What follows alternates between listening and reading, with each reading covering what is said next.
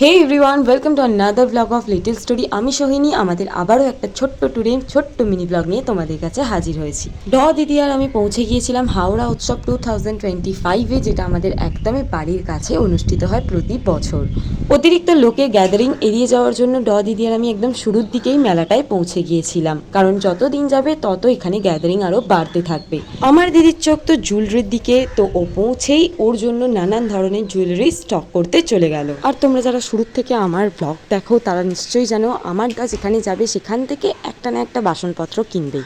তো আমার চলে গেল বাসনপত্রের স্টলের দিকে। এত কিছু কেনাকাটা করতে করতে আমার আর দিদির তো প্রচণ্ড জোরে খিদে পেয়ে গিয়েছিল, তাই দৌড়ে আমরা চলে গেলাম খাবারের স্টলের দিকে।